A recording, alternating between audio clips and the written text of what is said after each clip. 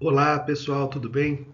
Estou aqui embaixo e hoje a gente vai falar um pouquinho de civilizações hidráulicas, né? Até fiz aqui os slides, vou passando os slides e vou comentando a respeito, tudo bem? Então aqui ó, civilizações hidráulicas, professor Davi Carneiro, também conhecido como beleza? Vamos lá. Pessoal, o que a gente chama de civilizações hidráulicas são as primeiras civilizações que surgiram numa região, principalmente, que a gente chama de crescente fértil. E a gente chama de civilizações hidráulicas porque elas são civilizações que se aproximaram de rios, né? Os rios eram muito importantes para essas civilizações. Afinal, era por meio desses rios que eles garantiam a sua sobrevivência, tanto na questão da alimentação, através das plantações, da criação de animais e, obviamente, nas necessidades mais básicas, né? Como beber água, talvez a pesca. Então, esses rios serão muito importantes para estas civilizações. Bem, vamos lá. O que a gente chama então de civilizações hidráulicas, nós vamos destacar aqui quatro delas. O Egito Antigo, com o rio Nilo, talvez a mais conhecida delas. A Mesopotâmia, banhada pelos rios Tigre e Eufrates, que a gente vai estudar inclusive nesta apresentação. A Índia, aqui com o vale do rio Indo. E por último aqui, a China, com o rio Amarelo. Beleza? Bem, dessas civilizações todas, elas vão ter algumas características em comum, essas civilizações hidráulicas. É evidente que elas têm cada uma sua particularidade, porém, elas também têm características em comum.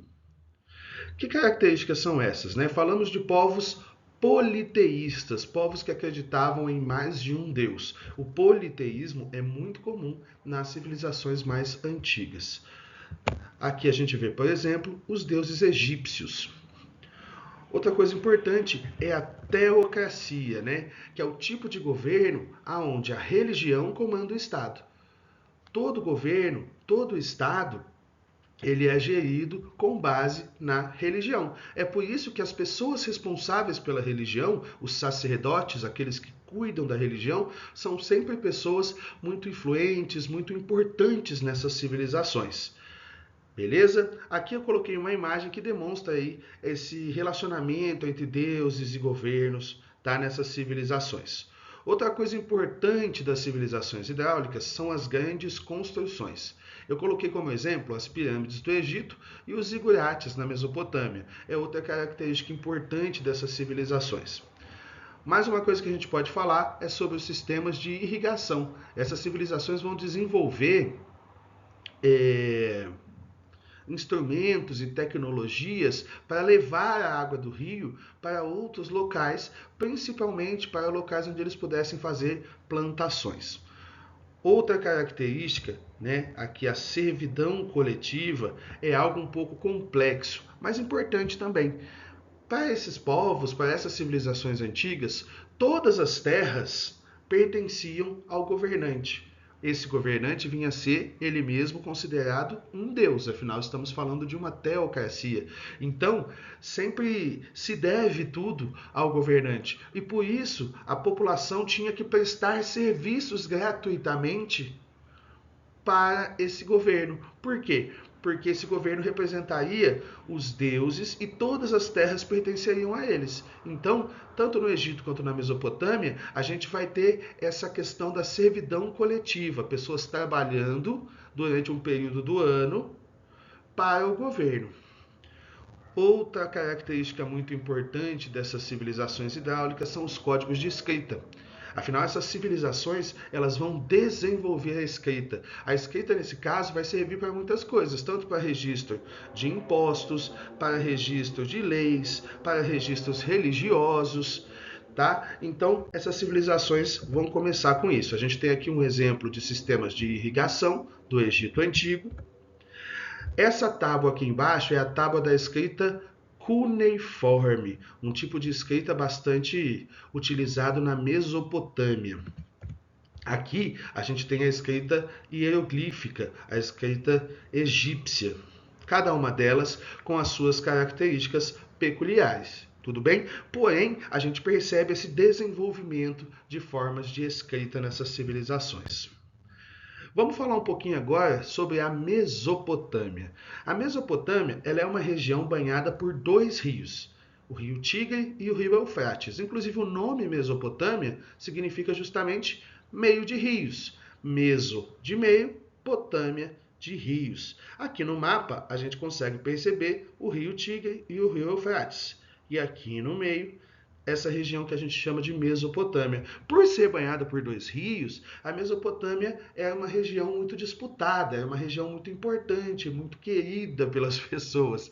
Então, vários povos vão habitar essa região. Eu coloquei aqui alguns exemplos: os assírios, os sumérios, mas a gente pode encontrar outros povos também que habitaram essa região.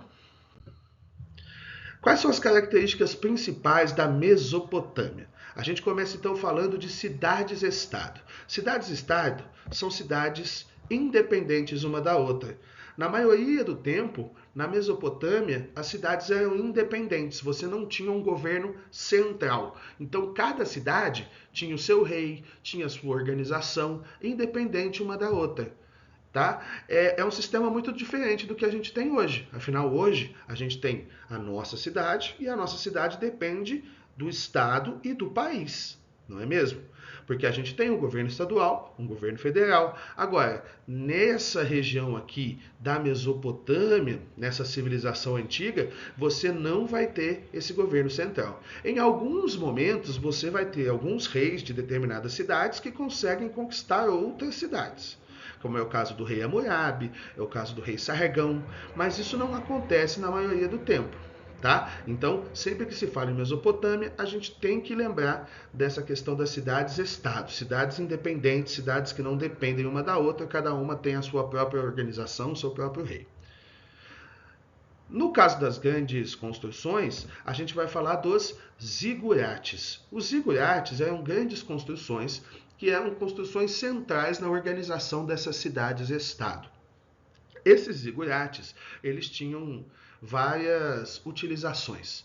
A gente pode falar que eles serviam, por exemplo, para se observar o céu, como um observatório astronômico, em que esses sacerdotes, as pessoas que cuidavam da religião, estudavam também o céu em busca de sinais dos deuses. A gente tem relatos de alguns zigurates que tinham lugares feitos para os deuses descansarem quando eles viessem à Terra.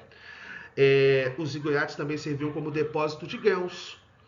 Os grãos que eram recolhidos como imposto, muitas vezes eram colocados nesses zigurates. Esses zigurates também serviam como palácio de governo. Então, assim, o zigurate tem várias utilidades e as cidades-estado acabavam sendo construídas em voltas desses zigurates. De qualquer forma, esses zigurates representam bem a ideia da civilização hidráulica da grande construção. Sempre que se fala de Mesopotâmia, vai se falar de zigurate. A gente tem também aqui, como a gente já tinha visto, a escrita cuneiforme, né? A escrita cuneiforme é uma escrita feita numa espécie de argila, tá? Para a gente pode parecer muito complexo e, evidentemente, são sinais bem diferentes do que a gente tem hoje. Mas era a forma de escrita que eles utilizavam, uma das primeiras formas de escrita que a humanidade fez, a escrita cuneiforme. Eita, a gente tem aqui uma coisa que não é a escrita cuneiforme, é a minha escrita, mas não deixa de ser uma verdade. Voltando aqui para a escrita cuneiforme, se você, por acaso, não concordou com aquilo que estava escrito ali, eu só posso ficar triste com você. Pessoal, outra característica importantíssima da Mesopotâmia é o Código de Hammurabi. Hammurabi foi um rei de uma cidade chamada Babilônia, e o Hammurabi, ele vai ser responsável por fazer um dos primeiros códigos de leis escritas. Eu sei que você está pensando aí sobre a Babilônia, porque uma das 7 maravilhas do mundo antigo era os jardins suspensos da Babilônia, né? Que ficava nessa cidade. Mas o Hammurabi foi um rei dessa cidade e ele vai pegar as leis e vai mandar fazer elas de forma escrita, né? Utilizando a escrita cuneiforme. E ele vai mandar fazer várias pedras, tá? Aqui temos um exemplo que a gente vai chamar de estelas de Hammurabi. E ele vai mandar espalhar essas estelas de Hammurabi por várias regiões, para que as pessoas tivessem acesso às leis. Tá? E é importante a gente observar, por exemplo, este desenho aqui, que é mais uma vez uma representação da teocracia. Nesse desenho, a gente vê os deuses entregando as leis para o Hammurabi. Ou seja, as leis não são do próprio rei, as leis são dos deuses. Vamos lembrar que a gente está falando da teocracia, né, da religião comandando o Estado. Bem, o Código de Hammurabi acabou ficando muito conhecido pela ideia do olho por olho, dente por dente. A ideia de que a punição para um crime ela é proporcional à gravidade do crime cometido. Eu coloquei aqui alguns exemplos só para a gente entender como funciona. Então, por exemplo, se alguém enganar a outrem, difamando esta pessoa, e este não puder provar o contrário, aquele que enganou deverá ser condenado à morte. Então você tem uma punição grave para um crime que eles consideravam grave, né? Difamar outra pessoa. Hammurabi não gostava de fofoca. Se uma pessoa roubar a propriedade de um templo ou corte, quem roubou e também quem recebeu o produto do roubo deverão ser igualmente condenados à morte. Se uma pessoa roubar o filho menor de outra, o ladrão deverá ser condenado à morte. Se uma pessoa arrombar uma casa, deverá ser condenado à morte na parte da frente do local do arrombamento e ser enterrado lá.